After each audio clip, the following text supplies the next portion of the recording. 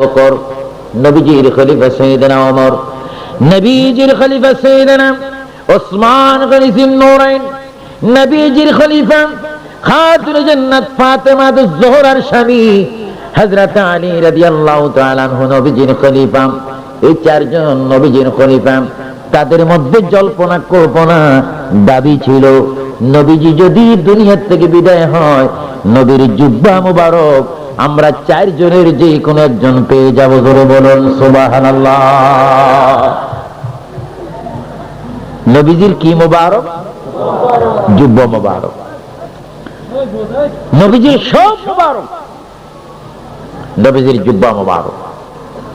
আমার প্রিয় নবী দুনিয়া থেকে যাওয়ার পূর্বে এক সপ্তাহ পূর্বে আল্লাহর নবী সাইয়্যিদুল মুরসালিন রাহমাতুল লিল আলামিন ডাক দিলেন, আবু বকর, ওমর, উসমান, আলী, তোমরা আমার সামনে আসো, তোমাদেরকে আমি একটা জরুরি দায়িত্ব দিয়ে যাব, জরুরি একটি কথা বলে যাব।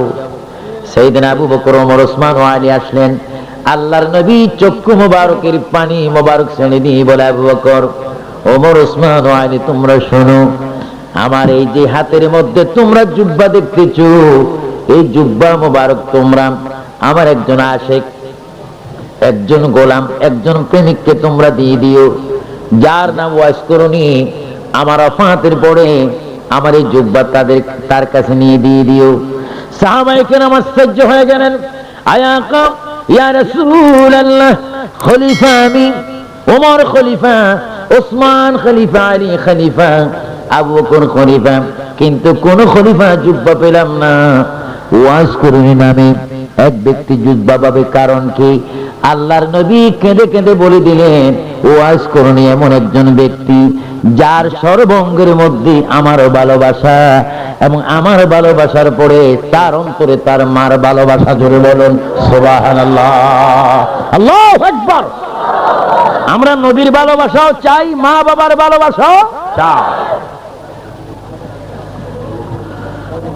আপনাদের অনেকের মা নেই, আবার অনেকের বাবাও নেই, আবার এমনও সন্তান আছি আমার মতো অনেকে মাও নেই, বাবাও। সবাই একবার উচ্চ স্বরে বলুন তো দেখি, মা। আবার বুঝে যায় মায়ের সাথে শত্রুতা নিয়ে আছে নাকি? আরো জোরে বলুন মা। এবার বলুন বাবা।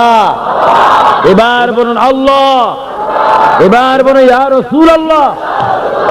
এই চারটি নামের মধ্যে মজা আছে কিনা? কোন ভাই দোষী করার পরে পুলিশ ভাই নিয়ে যদি তাকে বেত মারে, মা, বাবা, আল্লাহ, ইয়া রাসূলুল্লাহ, আগে ডাক দেয় মা।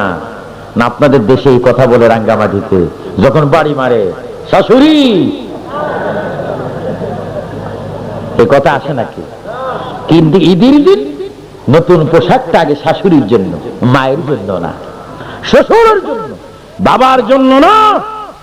ইসলাম শ্বশুর শাশুড়ির হক জামাইয়ের উপরে দিয়েছে, কিন্তু বাবার ঊর্ধ্বে নয়, মার ঊর্ধ্বে নয়। এজন্য আমি আমার যুবকদেরকে, বিশেষ করে যারা শাদী করেছেন, তাদেরকে বলবো, যদি কিছু দেওয়ার খেয়াল থাকে, ক্ষমতা থাকে, যোগ্যতা থাকে, অর্থ থাকে, মা বাবার হক প্রথম, আত্মীয়তার হক, পীরের হক রয়েছে। কিন্তু কোন পীরকে যদি হক আদায় করতে যান, যদি মা বাপকে যদি হক থেকে বঞ্চিত করেন, আল্লাহর আদালতে আপনাকে জবাব দিতে হবে। আহলে সুন্নাতুল জামাতের আকীদা হচ্ছে মা বাবার হক বড় হক। যেরকম সুবহানাল্লাহ। আমরা মা বাবার হক চাই কি চাই না? আমার আল্লাহ রাসূল হযরত ওমর আল ফারুক রাদিয়াল্লাহু তাআলা আনহু এবং শের খুদা আলী রাদিয়াল্লাহু তাআলা আনহু উভয়জনকে দায়িত্ব দিলেন, আমি পৃথিবীর থেকে যাওয়ার পরে আমার এই জুব্বা মুবারক ওয়াইস করুনির কাছে দিয়ে আসবে। শুধু দিয়ে আসবে না, আমার সালাম আমার আশিকের কাছে পৌঁছে দিবে। চিৎকার দিয়ে বলেন সুবহানাল্লাহ। রাসূল যাকে সালাম পৌঁছে দিচ্ছেন, তিনি কত বড় আশিক। আর আমার দেশে তো এখন সালাম নাই, এখন আসছে টাটা। জোরে বলে কি আসছে? বলে তোমার আঙ্কেলকে টাটা দাও।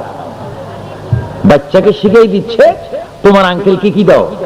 কিন্তু এমন একটি বাবা পৃথিবীর মধ্যে অভাব, বাবায় যদি এই কথা বলতো, মায় যদি এই কথা বলতো, হে বাবা তোমার চাচাকে জ্যাঠাকে বা হুজুরকে একটু সালাম দাও, জোরে বলে কি দাও, সেটা বলে না, জোরে বলে কি বলে। এই জন্য টাটা শিখাচ্ছেন, তো এই জন্য ঠাডারা আসে।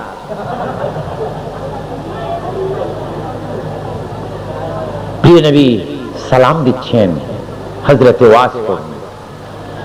আমার প্রিয় মায়েরা, আল্লাহর নবী দুনিয়া থেকে বিদায় নিলেন, জাহিরি ভাবে বিদায় নিলেন।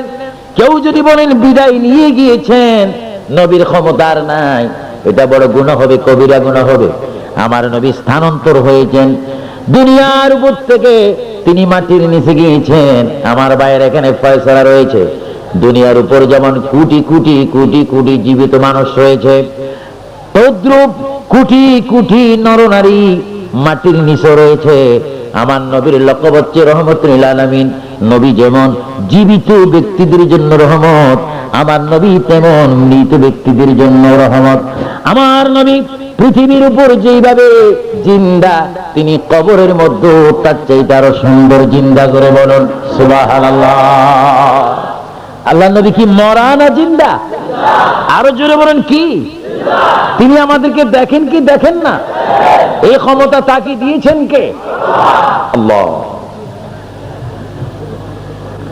আল্লাহর নবী দুনিয়ার থেকে জাহিরি ভাবে বিদায় নেওয়ার পরে সাইয়েদনা ওমর আল ফারুক রাদিয়াল্লাহু তাআলা আনহু, হযরত আলী রাদিয়াল্লাহু তাআলা আনহু, উভয়জন একসাথে সফর করে রাসূল পাকের জুব্বা মুবারক সের মুবারকের মধ্যে নিয়ে নিলেন।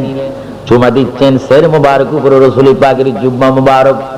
গেলেন পাহাড়ের নিকটে, গেলেন গিয়ে দেখলেন কতগুলো ছোট্ট ছোট্ট রাখাল বাচ্চারা বকরি চড়াচ্ছে, দুব্বা চড়াচ্ছে।